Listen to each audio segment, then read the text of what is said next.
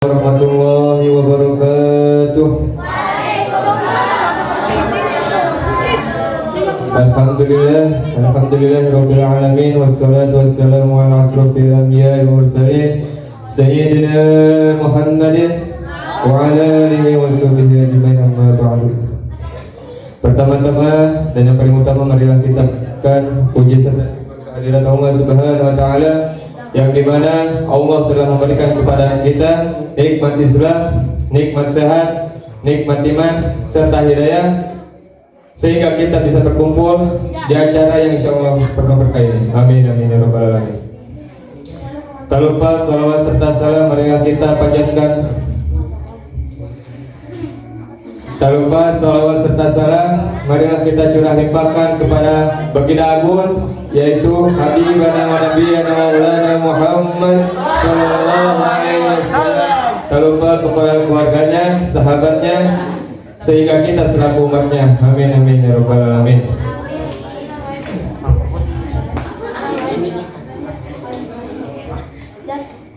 Yang saya hormati keluarga besar Pondok Pesantren Manbaul Huda Nurul Iman, Muhammad Solah Muhammad Solah dia yang di jana, semoga beliau Kiai Muhammad Solah dia hari jana, sehingga semoga beliau diberikan kesehatan oleh Allah Subhanahu wa taala. Dan yang saya hormati pimpinan Pondok Pesantren Manbaul Huda Nurul Iman, yaitu Ustadz Nurul Alam, semoga beliau diberikan kelancaran oleh Allah Subhanahu wa taala. Amin amin ya rabbal alamin. Tak lupa para pengurus yang tidak bisa saya sebutkan satu persatu, dan teman-teman saya yang saya banggakan dan saya cintai.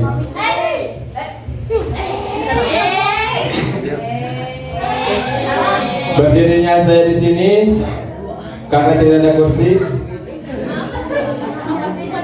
Saya ingin hanya menyampaikan sedikit ceramah dan tidak panjang-panjang karena waktunya mepet.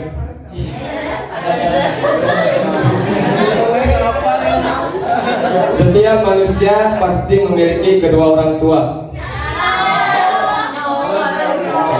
Saya ingin tanya kepada jamaah akhwat,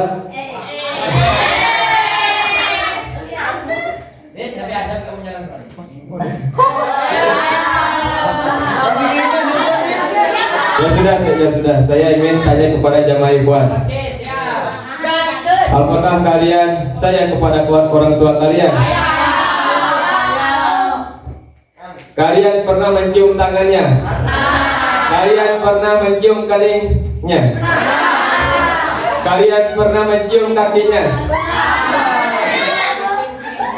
Bahwasanya asalkan kalian tahu bahwa orang tua mengeluarkan keringatnya dari siang sampai malam, memeras pikirannya untuk kalian, memeras tenaganya untuk kalian,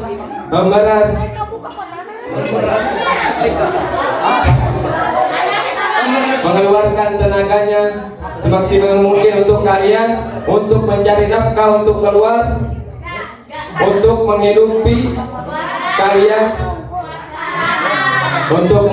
kalian, supaya kalian layak hidup seperti anak-anak yang lain. Karena itu, ketika saat orang tua kalian hamil,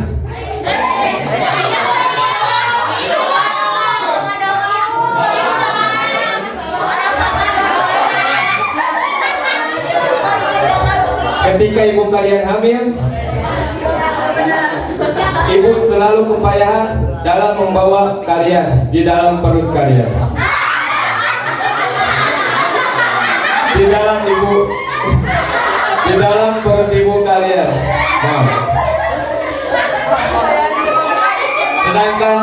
Sedangkan bapak kalian pergi keluar dari pagi sampai malam untuk mencari kerja, atau yang sudah kerja banting tulang hanya untuk menunggu kalian lahir.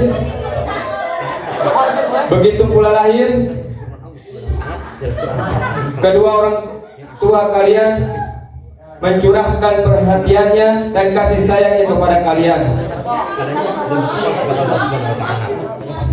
Betapa sayangnya kedua orang tua kalian kepada kalian sehingga kalian bisa hidup sampai sekarang. Mungkin kita tidak bisa membalas jasa-jasanya. Apakah kalian di sini yang ngumpul di sini pernah melawan kepada orang tua kalian? Contohnya seperti apa? Berkata A. Yang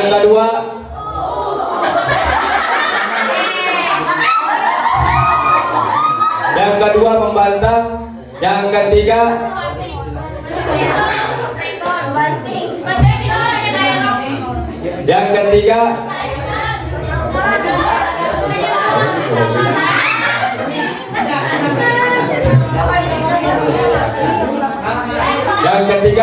ketika kalian sudah disuruh oleh orang tua kalian, tapi kalian malah bermalas-malasan, fokus dengan bermain game, fokus dengan bermain di luar,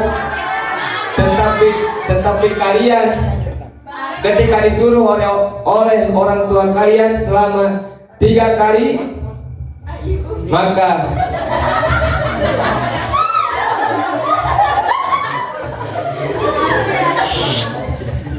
kalian dianggap durhaka kepada orang tua. Alhamdulillah minta.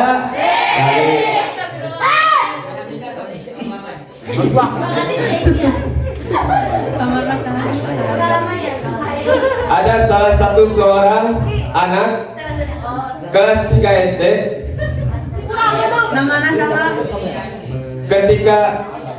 Ketika dia wisuda, semua anak ini cerita.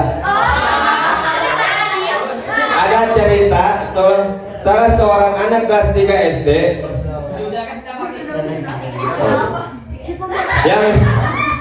yang sudah wisuda, ketika wisuda hafal 30 juz. Amin. Amin.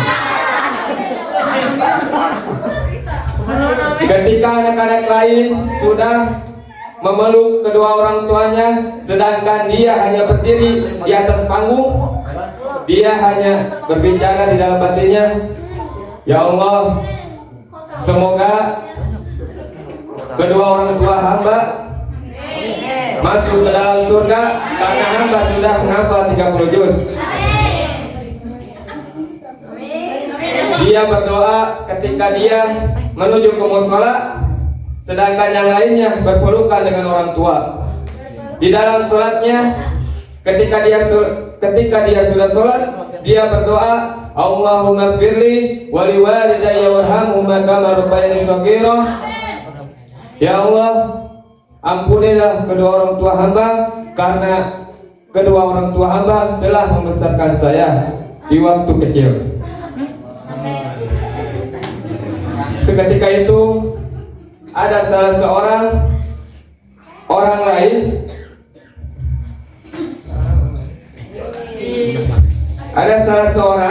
masuk ke dalam masjid. Dia berkata, "Hei Dek,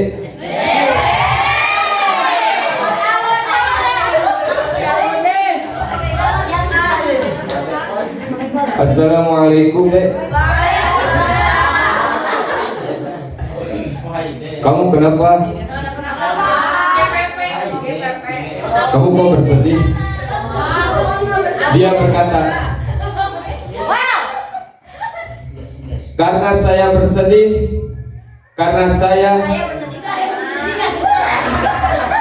karena kedua orang tua saya sudah tidak ada." Terus ketika saya di atas panggung tadi, ya paman, saya hanya terbengung karena anak-anak yang lain sudah memeluk orang tua, sedangkan saya hanya berdiri di atas panggung. Mengapa paman? Mengapa saya seperti ini? Kata pamannya, ya sudah,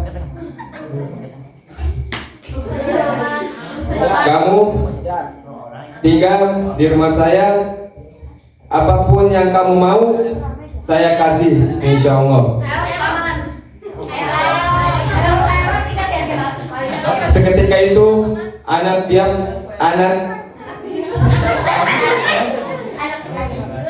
anaknya pun pergi bersama paman tersebut dengan keadaan bahagia. Jadi kesimpulannya, di saat kita kehilangan sesuatu, maka bersabarlah. Niscaya Allah akan memberikan jalan yang terbaik untuknya. Contohnya, kedua orang tuanya sudah tidak ada, tapi dia tetap bersabar. Maka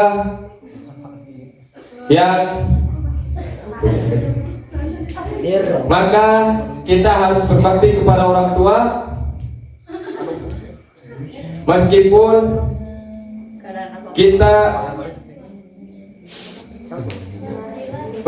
kita jarang ngobrol atau membantu orang tua, tapi kita tetap harus berbakti kepada orang tua, apapun itu.